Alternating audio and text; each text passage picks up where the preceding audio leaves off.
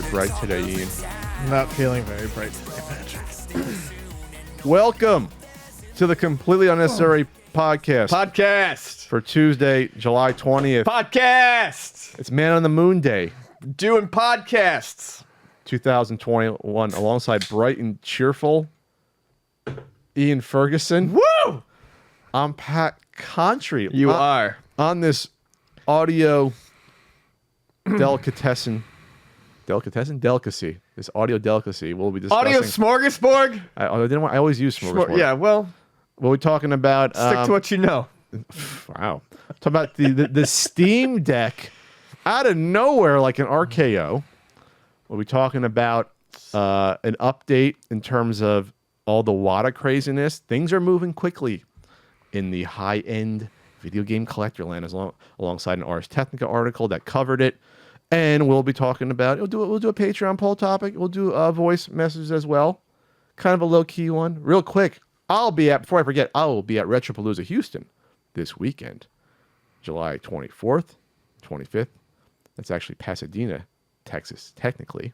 You can see me. I'll have some Super Nintendo guidebooks, NES guidebooks, my first convention in a year and a half. And I'm looking forward to it. Be safe, though. Wear your mask. You get that vax in you. So Ian, how was your weekend? How was my weekend? It was good. I got to explore the Streets of Rage 4 DLC a little bit more. Started doing I played through with Estelle, the cop character. She's a lot of fun. I haven't played through with Max or Shiva yet, but I finally got a chance to play the survival mode, which I didn't really talk about in the writing that I did last week, which we do at patreon.com/CU podcast. Boom! Ian's learning. After 8 years, he's learning how to plug. Anyway, yeah, I'm really, really excited for the survival mode. It's like a Brawler survival. It's like an X-Men Danger Room type of thing where it keeps throwing different backgrounds, different enemy setups, and different pickups at you, and just kind of randomizes it, and you see how long you can last. Is it a smorgasbord of fighting fun? It's a buffet, a buffet. A table with food on it. Jimmy Buffett of options. But I'm really enjoying it, and I'm just remembering how much I love that game and how much it's the greatest video game ever made. Ever made. Streets of Rage 4. We're getting there. Ever. We're getting there. Ever. With every year that goes by and I feel no different about it, It's been out for 2 years, right? Yeah, well, when it gets to 3 or 4, nothing has dethroned it. Even the original Final Fight? Even the original Final Fight. Oh, Ian, that's even the original Double Dragon? That's fighting words, Oh, take your Double Take your Double Dragon and juggle it up your ass. Take your double dribble, and do that. Shitty game. Ian, don't make me hurt you. Broken game. Broken game. BROCAN. Broken. What else did I do? Oh, I started playing Neverwinter Nights again last night, which was probably a bad idea. Bioware RPG, I think like 2002. Dungeons and Dragons universe. I haven't been able to play D&D as much as I used to. Because I'm sorry, Ian. Well, it's a bummer. I'm bummed for you. You're bummed. Yeah, one of the kids moved up to Anaheim because he works at Disney, so him getting down here is harder. How dare he? So I have to pursue a career. How dare he? Playing with warlocks and elves. How dare he? Yeah, he's really upset that he's not playing with warlocks and elves. But yeah, in the meantime, I've picked up old PC D&D games again. What have you done this weekend? Oh, well, thanks for asking, Ian. Wow, I'm like shocked. I'm taken aback. I'm all flush. I think I edited an N64 review, but it's all turning into mush in my head. It's working on the project. What review? I forget. I don't know. I don't know Ian anymore. There's like 70 left to write and edit, so I don't know. Just making conversation. Thanks, Ian. Yeah. But writer just did Derby Stallion 64, and that looks interesting. There was like 2 or 3 horsey games, but that was a cartoon. That was a whole series. Derby Stallion. They did a bunch of games in Japan. That reminds me. They did about 10 of them. So I guess horse racing is big in Japan? Oh, there's tons of horse racing games. There's the Gallop Racer series. Okay. That Tecmo did. Oh. And then there was another one's like something Premier Cup. And then I'm looking one up now actually to see if there's a translation yet. Squaresoft released one called Chocobo Stallion. on the PlayStation that's all about chocobo racing as if it were horse racing. And I've owned it at a couple of times because it's a really neat idea for a game, but it's one of those games that you absolutely need to know Japanese to play or have a translation. Yeah, so that's the pain we're now going through. We're about, I think, we're more than halfway through the Japanese game. There's 100 exclusive N64 Japanese games, including that includes the 10 or so DD games. We're doing it all. I'm not skimping out on this. We're doing full reviews of the whole library, but there's a lot of these games. Half the games don't require almost any Japanese, about half or a little more than half. Then you have like a quarter that require a little bit, but you can get through it, And then you have like about 15 to 20 that are hell on earth. Sure. That like are either RPGs or like adventure games. Like there's that one where you're like a robot girl. I forget the name. I edited the review and I forget the name. My mind is mush when it comes to this anymore. But so some of them have translations, have patches that you can use. So that's cool. Some have like walkthroughs that we found, like either on YouTube videos where people walk you through it with some translation. There's a choose your own adventure game on like a ghost ship. That's literally a choose your own adventure. That's all the game is. It's like still images and you do a choice and you send it somewhere else. So like someone actually translated all of that and put out like a video like with every single iteration of choice. It's like 9.5 hours, this video. So like, good old Daniel, he volunteered to take that one. Good old Daniel. But there's still like 5 left that are unassigned that I don't have to bribe people to do. Good old Daniel. I see. Unlike the other folks out there, I pay the people who work on my projects. So I'm gonna have an extra bounty on. There's a Tamagotchi game that doesn't have a translation out there, so that's gonna be a little rough. But there's a Google Translate, app on the phone that kind of works, and there's also the ones built into some of the emulators, into RetroArch that kind of get the job done. We'll get through it. That's the point. We are persevering as a group of us. There are 20 writers on this team, and we are persevering on this. We're getting it done. The most writers for the smallest library, which I did not see coming. I did not. We only had about 10 to 12 on the Super Nintendo book, about 12. So I was shocked that. I was like, okay, then 12 should be more than enough. I was like, 10, 12 for us should be enough. Like 40 games each. It didn't work out. I think the console, it was harder for people to wrap their heads around it. The emulation is the worst fucking console to emulate. That's a problem. And some of the games take a while to get into. They're not that there's not games that you can play in a short amount of time, but there's some games that are an annoyance, I'll just say. So it's a weird factor. The pandemic did not help at all, though, too. That people got weirded out last year in the pandemic, I think. So... But no, we're getting there. And I'm taking one for the team. I'm doing DDR Disney, the Japanese exclusive with the mat. Why is that taking one for a team? That sounds like fun. To get the mat and sweat it out? Yeah. For it? You don't need it. You can use the controller, though. But I'm going to do it. Oh, that'll be the one review I do. Just give me that, and I'll do that. I'll do a fucking page and a half long review. I'll review every song. Every song. Every song. So there was that controversy. I haven't had a bad eBay deal in a while. It's been a while. So I ordered it, the DDR mat in the box and the game in the box because they were sold separately. I'm not sure why they were sold separately. What's in the box? Because there was only the one game. Well, okay, they were sold separately because you don't need the pad to play the game. Okay, that's fine.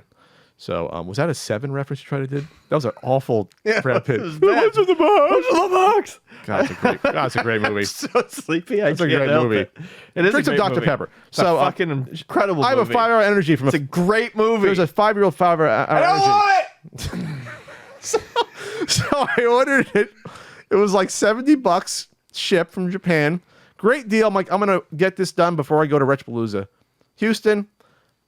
Great deal, $70, and even the game had everything. It had like the registration card, and they sent me the fucking PS2 version of this instead.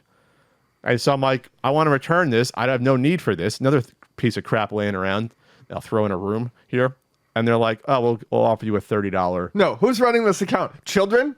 Well, yeah. How do you not know the difference out there? It's ridiculous. And this was a professional selling account in Japan. So like they offered me, we'll give you a $30, just to keep. No, I don't need it. Send me what, and they still had it available. They still had it available on their so it was like 2 or 3 available. So eBay did the right thing. They stepped in and said, no, we're gonna refund you. So now I get a PS2 Disney DDR. No game, but I got the pad mail traded into Luna, 2 locations. Chula Vista. We give pads away for free, man. Not this Disney one in the box. It's 20 years old. No, I don't care. Okay, so that's I got that left, and Super Smash Brothers. I don't want it. Smash Brothers, that'll be fun. Before you ask out there, I'm taking my workload on the book is above the average writers one by a couple. Like I'm doing the averages. There's one writer though that's fucking is a champion. That Is it God? Is it good old Daniel? No, Daniel's great, but there's another writer that came on in January and has written 43 reviews since January. Do they get a fun acronym? Well, it's actually DK. That's his acronym. Oh, DK, that's good. DK. That is good. But I don't know. His name is Dale. Hey, Dale, I love you, buddy. I don't know where you were last June when I put out Call of the Writer May. We would have been done with the book by now. He would have written like 100. He probably would have written a quarter of the book himself. All right, that's what's going on here. Oscar Mayer. I wish I was an Oscar Mayer wiener. That is what I truly want to be. So we talked about this, about why the bun sizes don't match up to how many hot dogs you buy. Why is it? Why is it like you get like eight hot dogs or whatever, you get 6 buns or vice versa? Like what? I'm less concerned about the bun count, and I'm still more upset about the pack of 7 hot dogs that I bought. What the fuck is 7 hot dogs? So there's collusion going on in the industries. So Oscar Mayer did a tweet July 15th. We finally feel seen. We've always believed hot dogs are a perfect 10. So here's an idea for anyone who needs more buns. 5,700 retweets, and we will make it happen. They're not there yet, but they want to put out like a smaller 2 count, so you can pair it up with like a 6 because a lot of hot dogs you get are like an 8 count. So they're helping. That's a lot of wasted fucking plastic for an internet joke. Just put them in the normal bag. Just do an 8 count. Just do an 8 count. Well, here's the thing though. Most of these hot dog companies don't also have buns. I didn't know Oscar Mayer made buns. I did not know they did that. So maybe they're trying to corner the market.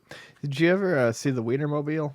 Yes, Yeah, I just see it on in New Jersey and Delaware and Pennsylvania. You see it on the highway. I saw it like 5 times in my childhood. There are a few things that I get as like How does it get around that much? I saw it like 5 times in my childhood. Like every other year, I see it. There's multiple Wienermobiles. Oh, there's multiple ones. Don't destroy it. It's like having multiple Santas. No, there's only one. No, there's multiple Wienermobiles. But the best part was the fucking whistles.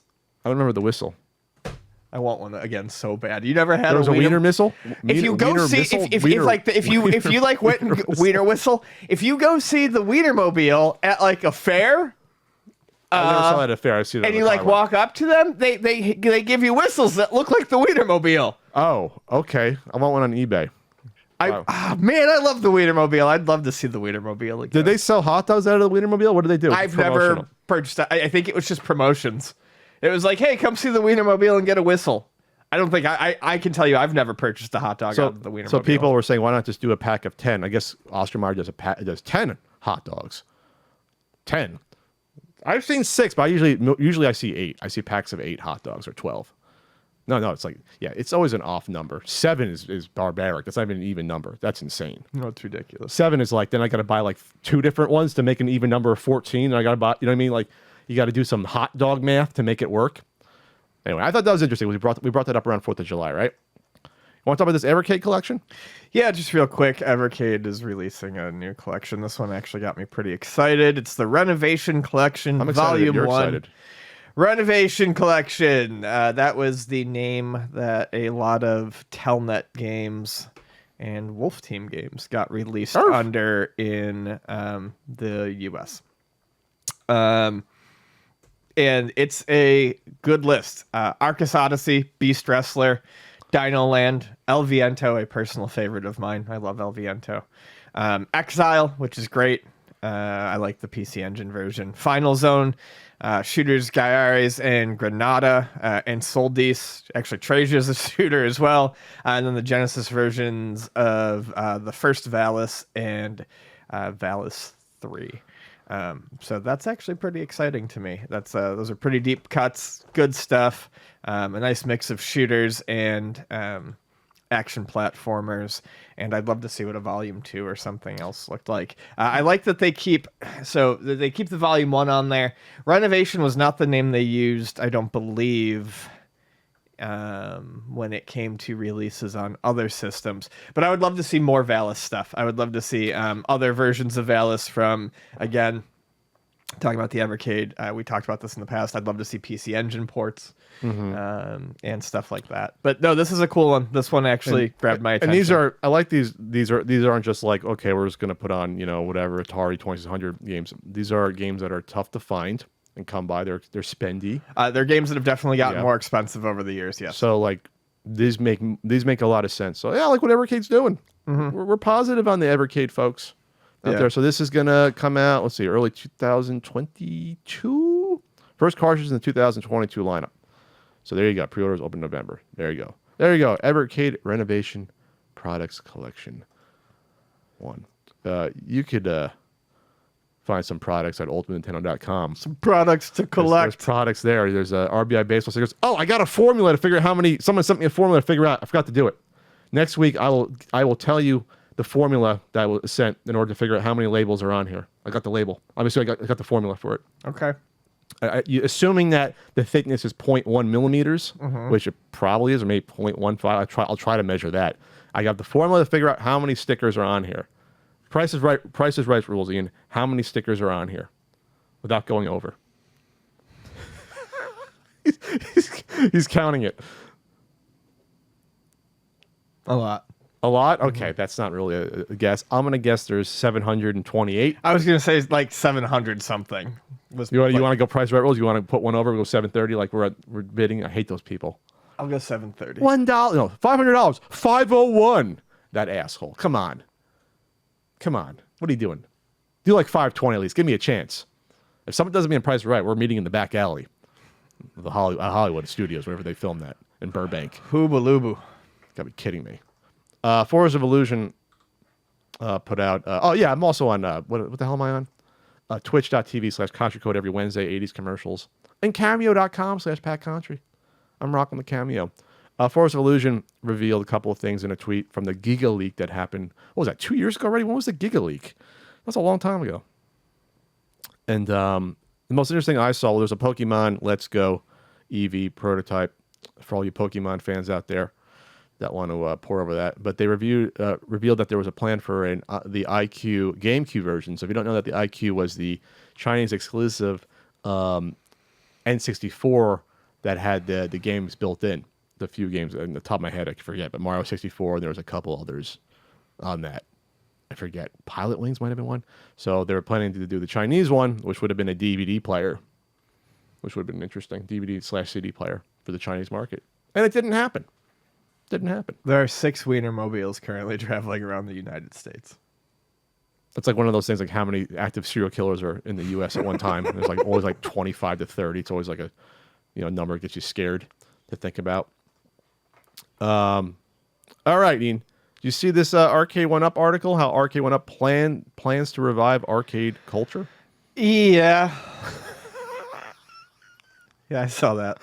Okay, well, moving on. We saw that's what the podcast is. We just ask if we've seen stuff. No, I haven't, Ian. I'll say, look, it's just catching up on stuff to make sure that we're going back to the old what we used to get mistaken for all the time. The Catching Up podcast. Yes, you got it, Ian. Yes, the Catching Up podcast. Yes. So there's a podcast that the guys used to get pissed at us because they would get in their mentions where these guys. I'm not putting these guys down, but their podcast was literally.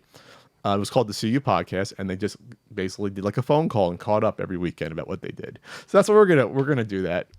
Arcade 1-Up wants to bring back arcade culture by selling particle board cheap cabinets with LCD screens. There goes us getting some free arcade machines. I'm not really always worried about free stuff. I like what they do. Arcade 1-Up. What I like that Arcade 1-Up does is when they recreate things that would normally be very expensive that utilize unique control schemes. So things with the trackball, things like Star Wars with the yoke, and things spinners, and things like they did the Big Buck Hunter. Yeah. I don't think we need all the other ones. It's for the market to decide, Ian. It's capitalism at work. It's beautiful. It's beautiful and free. So, yeah. I'm not trying Why to. did you cast aspersions about particle board and LCD monitor? What did you want? Want to ship you a CRT in a box that I weighs just 100 think pounds? it's pretty ballsy to say you're going to bring back arcade culture that way. Well, this is just the Den of Geek article that maybe they just editorialized a little bit. Oh, okay. Can you apologize to RK1 Up? They never did anything bad to us. They did it. I'm just saying I don't think there's a need for all of their products, and I don't care if they send me They just free started. stuff. They've only been around for 2 years. It feels like it's been 2 like 5. years? Yes. Feels like a fucking decade. Oh, this article's from June of last year. Well, who sent me this article then? They've been around for 3 years then. They've been around for 3 years. That's it. Why are we looking at an article from a year ago? Someone sent this. I'm sorry I didn't look at this before. I didn't realize it was from June of last. Someone probably saw the date. I was like, oh, it's June of this year. This is what you get. 'Cause They send you an article and you slap it in this intro without looking. And what boy. happens? I talk shit about Arcade 1-Up without needing to. And there goes your free Star Wars arcade. I was cabinet never you going to want. get a free one from them, and I don't care about freebies. I want if you do a paperboy cabinet with the controller. That's what I want. with the bike handles. Bike handles. Yeah. Oh boy. Oh boy. Well, you can't pair that with anything. That was the only thing you could play.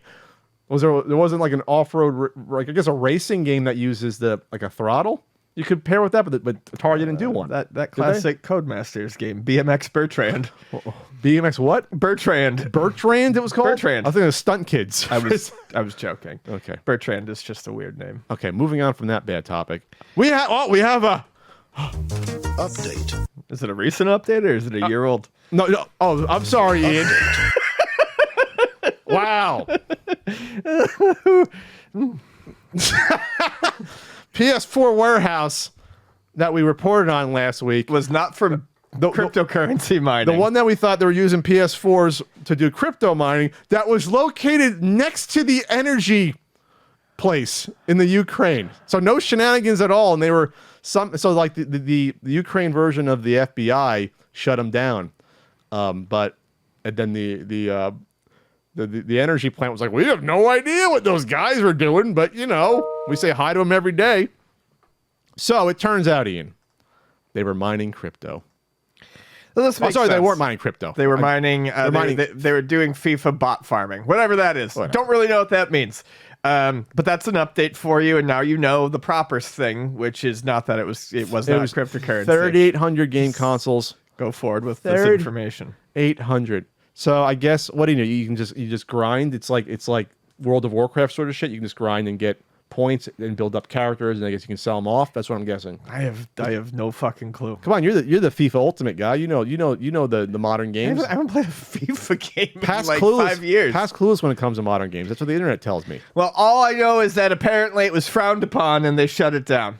So Yeah, they weren't paying their bills Bills, to next door. They couldn't run the cash over. Well, they were running cash over allegedly, but not for those bills. Can't you just have a meetup? Be like, hey neighbor, I'm sorry, I don't have the money. I'm farming bots for FIFA so I can sell them and make money. You should have read this article, from our friends at Eurogamer.net, one of the more reputable gaming news websites. You can spend real-world money on loot boxes in the hope of obtaining high-value cards, but the odds of getting one of the best players is soul-destroyingly slim. Or you can play the game for months on end in a bid to save enough of the in-game currency to splash out on the auction house. Or you can buy FIFA Ultimate Team coins on the black market. To put that in context, Lionel Messi's 99 rated Summer Stars card currently costs around 1.5 million FIFA Ultimate Team coins on the PlayStation auction house. So they're just grinding to get these players into the Gotcha, sell. and then they sell them or trade So I wonder them if to there's you. like an AI. Can you is there something to program to keep playing the game to get the points in order to earn it? I'm sure it's not this simple, but I'm sure there is a minimum number of steps required to be taken to earn something. So I'm sure you can't just go into a game and then exit out and get some coins, but I'm sure there is Sure, but this is automated. That's what I'm saying. Like they're automating yeah. the playing of this game on Right. How many fucking numbers? I just don't know how far they're automating it or what they're doing. 3,800 game consoles are automating. They must be automating gameplay somehow. Or it's just one guy with just clicking things, switching over between 3,800 game consoles. When the game ends. Maybe that's what they're doing. I don't know. So we're sorry we got that wrong out there in the Ukraine. Well, everyone else did as well. Everyone did. We're just dumb podcasters. Podcasters. Yeah. Podcasters. Yeah. We cast Pud in our sheath underwear. Proudly sponsored by Sheath Underwear. Sheathunderwear.com. Sheath.com/CU podcast. Put them in a body bag. That's the next read next That's month. the We'll do next that. one. What else is going on here? This is a sad story, Ian. Museum of Pinball to close. They're in Southern California, technically. So yeah, I never got a chance to go there, unfortunately. 750 pinball machines. And arcade games. They closed. They're becoming a cannabis grow operation. From what I understand, my co-host on the other podcast, Extra Napkins, John, actually filled me in a little bit on this. This was supposed to move, fucking voice cracking. This was supposed to move to Palm Springs. Okay. And the location it was supposed to move to in Palm Springs I believe it's turning into a cannabis grow operation instead. And this place is gone, which is a bummer. It was around for, I think, 5-6 years.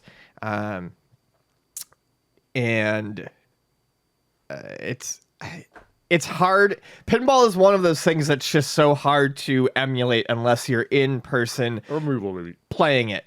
And there are some very good digital versions of pinball. I really enjoyed Pinball Arcade. I think Zen Pinball is doing a really good job with the realistic physics and the real tables currently. They have the license for Williams. These are fun ways to play the games, get a quick pinball fix, especially a good way to learn the rules without dumping a lot of money, but nothing feels like actual pinball. So it's a shame anytime you see any place that has a large concentration of machines in one area go under or experience issues. So yeah, this is sad. I have no idea where all these machines are going to end up. I had the wrong article here. I had the one about when it first opened in 2015. So they're going to auction them off all individually, unfortunately. Okay. This is going to go scattered to the, what are they called? To the four winds? Is that the proper term? Auctioned off. Yeah, They're that's a auctioning bummer. off. But if they had a place to store them, they would still have the museum. So, is that what they said? Just well, no, I mean that's logical. I mean, they got pushed out by some landlord. Is this like a movie? Is this like a movie? I think the original location plot? did, and then I'm not sure what really happened with what was supposed to become the second. This should be like the joystick sequel movie, trying to push out those pinball. Evil Jordan Baker wants to push out the pinball. What's people. joysticks? The movie. You're talking about in video game years, 1983. Jordan Baker. It was like the first like video game like arcade movie. Like it was like a sex comedy somehow. Oh sure, yeah, that's. You right. don't remember that, really? No, I do. It's yes. awful. It was shot in like a week and a half with like no lighting, but there's a couple of big stars in that. The young blonde went on to be an actress that was in that. She must have been like 17, 16 at the time. You would know her face when you saw her. And then good old Jordan Baker's like the evil guy wanted to shut down the arcade. I don't know who Jordan Baker is. What? Mitchell. Jordan Baker, Walking Tall. Oh, okay, yeah. He was in 3 different James Bond movies. Now I see him. He's still alive. Yeah. He hates Mitchell Science Theater for making fun of Mitchell, which is one of the best episodes, the last Joel episode. It's fucking hysterical, Mitchell. Don't punch me, Jordan Baker. Don't get mad at me for saying that. But that's not a good portrayal of a police inspector who's just slovenly and drinking Schlitz in his apartment. You see empty beer cans of Schlitz, and it's like, who's gonna watch that? Like, I think it was supposed to be like a pilot for a TV show, but they turned it into a movie, and it's just an awful like. Jordan Baker has that charisma that every man who just drinks 12 cans of beer a day. I guess there's an audience for that. There are 2 blondes and joysticks. I don't recognize either of them. You don't? Okay, I guarantee the one joysticks cast. There's Corinne Borer. That's her. She's been in tons of stuff over the past 40 years. She was in Police Academy 4, Citizens on Patrol. Yeah, her. Okay. And that wasn't all she was in, but she was someone. Okay, I believe you. She was in lots of TV. Okay, maybe not as much as I thought. Veronica Mars, Murder in the First. She was on. Okay, maybe less than I thought. Maybe I literally just remember her from Citizens on Patrol. She was I think that's probably what you remember her from, which I don't remember. She was Steve all. Guttenberg's love interest. She was one of the citizens being trained to be a cop. All right. Police Academy 4 is the last with Steve Guttenberg. That's the last of the classic Police Academy movies. That he decided I want to buy out. I'm not going to go to Mission Miami Beach, but I watched Mission Miami Beach. It's not terrible, but after that, you don't want the other Under Siege and then go to fucking Russia. It's really bad. Sega sued for rigging arcade machines, Ian. I always knew these were bullshit. So Absolutely. Sega is being sued for the Keymaster game machine. If you've ever been to like a mall, these are popular in malls. Okay, that's where I saw malls. It's a tall machine, and you basically there's a bunch of holes on the back with like prizes attached to them or written on them. And what you have to do is you have to move. You move like a little bar in the front, and you have to line it up with a keyhole, and you press a button, and the key extends. And if it hits So you have the to keyhole, you have to line up laterally. you have to line it up from a distance, and then you press a button, and it starts to put the key in the lock. And if Okay. it hits the actual keyhole, you get the prize. If it doesn't hit the keyhole, you don't So get it's the all prize. just hand-eye coordination and Yes. Okay. And this, much like a lot of the ticket game machines that you find at like what people document how to, play the game at Dave and Buster's so you can get the prizes and then sell the stuff online. people do that, yeah. We've talked about it on here There's before. experts that know what games to play. Total adults who go out Yeah, to Dave and okay. Buster's and get really into it and then sell stuff that they buy with tickets. I would love to be a trust fund kid to have that sort of free time just to sell plush to Yeah. get extra cash, but okay. Hip checking kids out of the way of machines because it's time for it to. It's hot and it's gonna pay off. Doing a Stanley Cup hockey hip check. Yeah. Jesus. So these things are. Games of skill in quotes. They call them games of skill because technically, to win when they're hot, you do need to show some sort of skill. The problem is these things are usually rigged to accept a certain number of plays before they will even consider Or a payout, accepting yeah. a payout or a win. So, there's like a, for instance, at Dave & Buster's, I remember reading about this like block stacking game. Oh, those. That would go back and forth, and you have could to tell stop by it. like the way like one of the blocks would fall early on because of where it like dropped it, like if the machine was ready to pay out, and then you'd be able to stack the blocks. Yeah, those machines Otherwise, stink. if you hit a button or something, even if you hit it perfect, it would purposely overshoot it. Yes, just I've a little done bit. that. I remember that. You're supposed to line up the blocks and you go up, and then I've done it where I hit it and it's like, oh, even a split second, it jumps to the side one column. Like, you fucking assholes. This is not skill anymore. So apparently this is what Keymaster has been doing. Keymaster is, I think the article said something like 700 plays before it'll pay out, which is insane. 700? Yeah. What are you winning for that? You generally win a lot. The prizes in the reason why I think these things exist is because the prizes in them, and that's why I always assumed they were rigged. The prizes in them were too good to be true. You've got like fucking Switches and iPads and shit in there. If it was really just a matter of skill, people would sit there and train themselves. Someone Yeah. would train themselves on it and fucking drain it in a go. I mean, there's no way those things can't be rigged because someone could definitely practice up, get good enough, and just drain a machine of higher end electronics and resell them. So a player named Claw Craziness suggested that players can tell when a machine is not ready to pay out a prize if they notice secrets. The problem here is that Keymaster isn't marketed as a game of chance. It's portrayed as a simple game of pure skill with a straightforward directive. Lawyers, plural. However, lawyers said that the deception behind the machine that it won't award players until certain settings are met is laid out in the game's manual, which was provided alongside the lawsuit as evidence. In the manual, according to screenshots, the Keymaster machine will not award a prize. He said default setting is 700, but each machine can be programmed by individual operators. This is a scam. Yeah, it's insane. We put it in the manual. Yeah, it's not like the manuals are fucking hanging off the machines. Customers don't get to see that. I mean, I feel like people should have critical thinking skills enough to realize that this is too good to be true. Because they say it's a game of chance, like slots, because slots have a determined payout. That's how the casinos make their money. They make the money mostly on slots. Yeah. For the most part. So like that big jackpot, that progressive jackpot you see in a casino, that will not pay out until they get a certain number of money to cover that, and then some, obviously. Oh, yeah, of but course. like that's known. That's known. Yeah. It's always a game of chance. It's a matter of whether or not you're Yeah. going to be the person who's lucky Yes. on that day. No, there's a set payout amongst the squadron of slot machines and electronic machines that the casino knows how much money they're going to make overall. This is bad. This is nefarious, and I don't know what's Sega going to reward you. Like what's going to be the payout to everyone? If you ever played a Keymaster machine, we'll send you a keychain, a Sonic keychain. What are they going to do though? Everyone who ever played a Keymaster at its height will get an iPad too. Exactly. Yeah. First generation iPad bricked. We'll get you a Sonic Black Knight or whatever the hell that game is that people don't like. They did this. They started doing this with claw machines. When I went in my claw or cray machine games, we called them in Jersey Shore. You knew what machines. There's always like 4 or 5 different claw machine brands. You know, roughly about 4 to 5, maybe like 4. And there was always a good one that you knew was purely skill based because it had a stronger claw. It was a joystick one you can control every direction. Then they changed. I'd say the past 10, 12, 13 years where most of them no longer became pure skill because they were pure skill. It wasn't like you got one every time, but if you were good enough, you can get something like every other time if you picked your spots. Then it became, oh, no. The grip would be less until you put more money in and it got stronger and stronger. It was bullshit. They ruined the pureness of the claw game. They ruined it. So Keymaster, according to this article on Polygon, Keymaster is no longer listed on the Sega Amusements website. Instead, it's been renamed Prize Locker. It's the same design, but it's now 100% skill-based.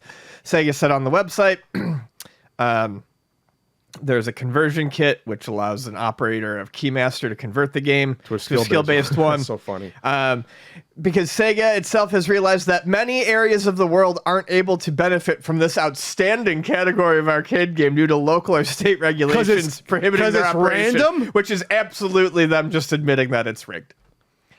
My question is, I honestly do want to... It's not even random. Because if it was random, it'd be illegal.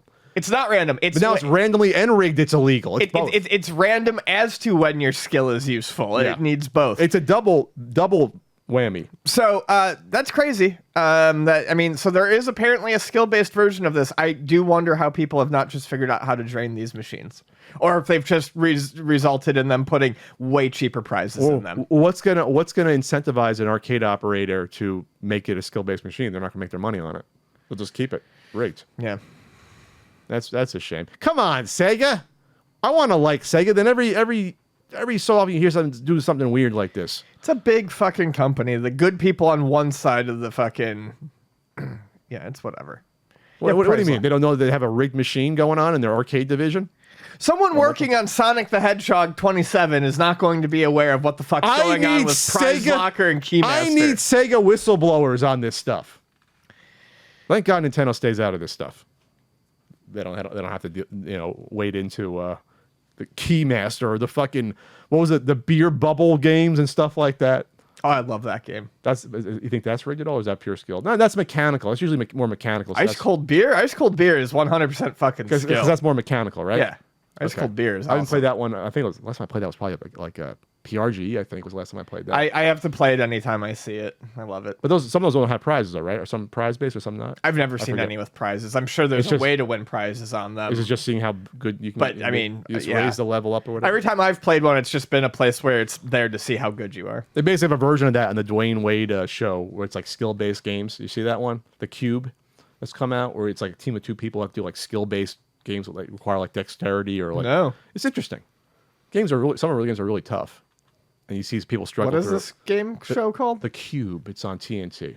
The Cube, huh? It's interesting. It's an interesting game. Because Steph Curry has done his mini golf thing the past couple of years, and I guess now NBA players or ex-players are doing the game. So I like Dwayne Wayne overall. Just an update. There are no Wienermobiles in or near California currently. Way to end it on a sour note, Ian. Yeah. Sorry. This intro.